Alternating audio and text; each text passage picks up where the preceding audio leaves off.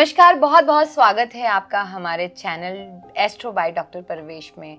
सबसे पहले तो तहे दिल से शुक्रिया हमारी वीडियोस को इतना प्यार देने के लिए और हमारी रेमेडीज़ को फॉलो करने के लिए। और जैसे कि मैंने पहले भी वीडियोस में कहा था कि अगर आपके मन में कोई भी सवाल है किसी भी प्रकार का, अपने जीवन को लेके किसी भी परिस्थिति से आप परेशान हैं, तो आप कमेंट सेक्शन में उसके बारे में पूछ सकते हैं। तो आपका बहुत बहुत स्वागत है sir. Thank you very much doctor Upasana जी।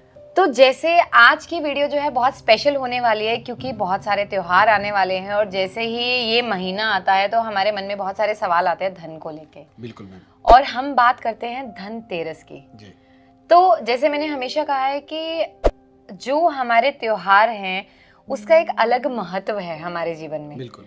अब बात हम करेंगे धनतेरस की, क्योंकि देखिए हर इंसान जिंदगी में अमीर बनना चाहता है, हर इंसान चाहता है कि मेरे पास बहुत सारा पैसा हो।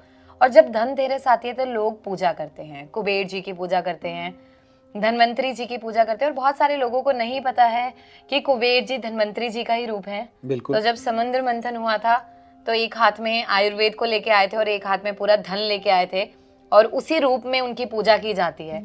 लेकिन सर यहाँ मेरा सवाल जो है वो बहुत अलग होने वाला है।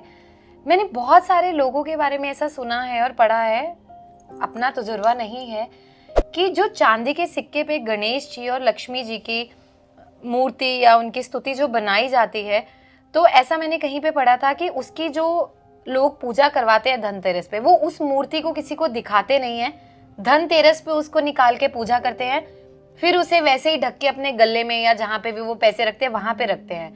तो ये जो इसके प्रति धारणा है, ये एक मिथ है, ये वाकई में रियलिटी है कि अगर उनकी जो नजर है वो किसी और पे पड़ जाए तो धन जो है उनकी तरफ चला जाता है, और अगर उनकी जो दृष्टि है, मतलब आप पूजा कर रहे हैं और वो आप पे ही रहे, तो वो धन सारा आपके पास आता है। तो क्या वाकई में ये सत्य है?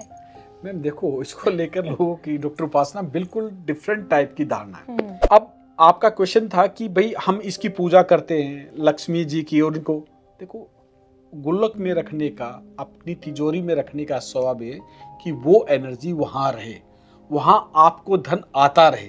उनको ये मानना होता है अगर ये बाहर चला गया, इसकी हमने पूजा आराधना की, अगर ये बाहर चला गया तो हमारा धन बाहर चला जाएगा। एक ये भी अवधारणा है। दूसरी अवधारणा ये कि भी यहाँ रहेगा तो इनका आशीर्वाद यही बना रहेगा। इसको लोगों को दो दृष्टिकोण है अलग अलग। लेकिन मेरा ऐसा मानना है कि आप माँ लक्ष्मी की, आप धनवंतरी जी की पूजा करें, अपने कर्म अच्छे करें, लोगों के प्रति कल्याण की भावना हो, किसी का बुरा न सोचे, वो आपके ऊपर माता लक्ष्मी की और भगवान कुबेर की और धनवंतरी जी का आशीर्वाद आपके ऊपर हमेशा बना रहेगा।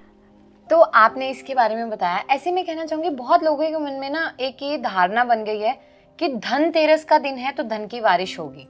बहुत सारे लोग जुआ खेलते हैं, वो सोचते हैं कि ये तो दिन ही इस चीज के लिए बना है, अगर हम खेलेंगे तो हमारी जीत ही होगी और हमारे पास पैसा बहुत सारा आएगा।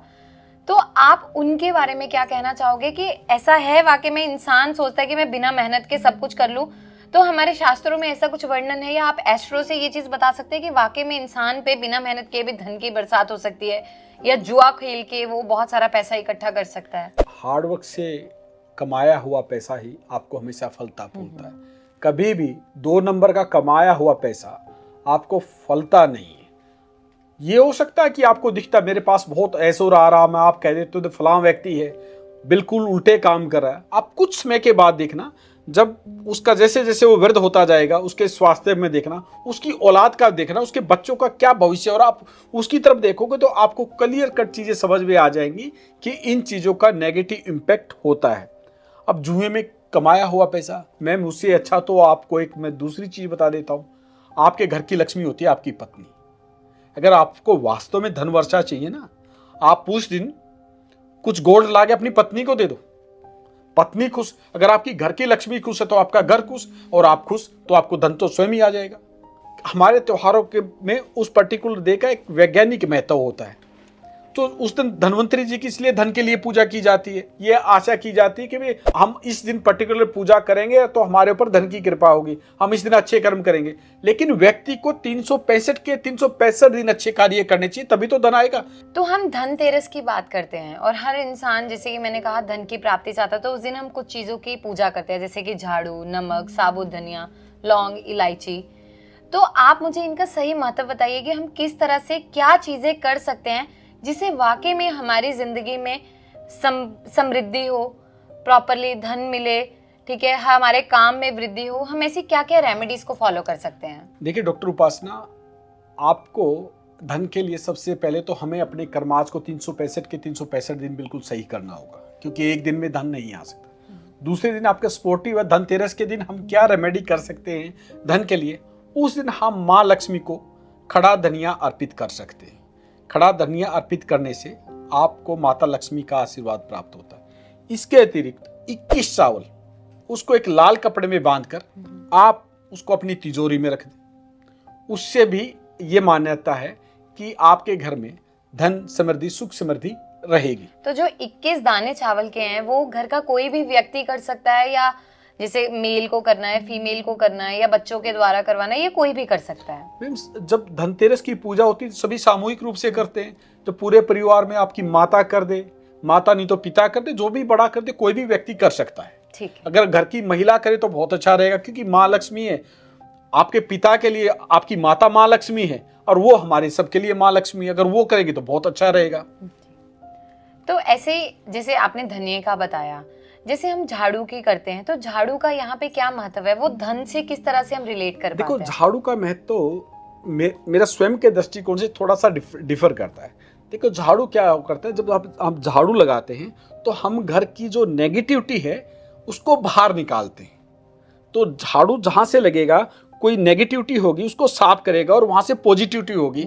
इसलिए झाड़ू लाया जाता है, ताकि आपके घर के अंदर स्वच्छता रहे और घर की नेगेटिविटी बाहर जाए।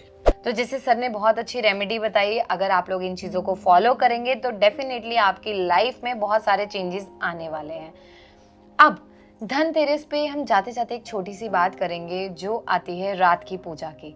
जैसे हम लोग पूरी पूजा करते हैं, लेकिन धनतेरस से हम दियों को जलाना शुरू करते हैं, और हम हमेशा कहते हैं दिए की जो रोशनी है वो आपके घर में पॉजिटिव एनर्जी लाती है। लेकिन हम इसकी शुरुआत हमेशा जब दिवाली का त्योहार आता है, कुछ भी, हम धनतेरस के दिन से करते हैं। बहुत सारे लोग हैं, दिए जलाना तो अच्छा है, लेकिन हम चौखट पे हमेशा लगाते हैं। तो वो चौखट पे जो हम दिए जलाते हैं उनका क्या महत्व है? मैम देखो, जो चौखट पे दिए जलाए जाते हैं वो आपकी रोशनी का प्रतीक है, कि कोई भी चीज आए, पॉजिटिव वाइब्स बाहर से आए। जब बाहर रोशनी होगी तब आगे होगी, तभी तो पीछे आएगी। इसलिए चौखट पे दिए जलाए जाते हैं। और धनतेरस के दिन भी 21 दिए जलाए जाते हैं। आप अपने घर में और बाहर भी 21 दिए आप सरसों के तेल के भी जला सकते हैं। तो जैसे दिया जलाते हैं, तो मैंने बहुत सारे लोगों में ये चीज देखी है, या तो वो एक बाती रखते हैं या फिर वो चारों दिशाओं में इस तरह से क्रॉस में रखते हैं। तो जो इंसान एक जला रहा है, क्या वो भी सही है, या हमेशा चारों दिशाओं में ही हमें जलानी चाहिए? एक दिशा में जलाए, चार बाती का मतलब हो गया आपकी 4 डायरेक्शंस। लेकिन डायरेक्शंस तो फिर अगर आप वास्तु में जाओगे तो 32 एंट्री हो जाएंगी, फिर बहुत जाएंगे। वो 4 दिशाओं का प्रतीक, सबकी अपनी अपनी मान्यता। आप एक जलाएंगे तो भी ठीक है, अगर आप 4 जलाएंगे तो भी ठीक है। कोई इसको अलग दृष्टिकोण से दिखाई देता है, कोई इसको कोई यम के नाम का दान बता देता है, कोई सबकी अलग अलग मान्यताएं हैं। बहुत बहुत शुक्रिया सर, बहुत बेहतरीन जानकारी देने के लिए। तो इस चैनल के माध्यम से जो भी आपको जानकारी दी जा रही है, पहली बात तो ये ऐसा नहीं है कि किताबों से बताई जा रही है, जो इंसान का अपना पर्सनल एक्सपीरियंस है वो आपसे शेयर किया जाता है। तो इस पे हम तर्क वितर्क नहीं कर सकते, प्रत्यक्ष प्रमाण के माध्यम से हम ये वीडियोस बनाते हैं और उसी के माध्यम से हम आपको जानकारी देते हैं।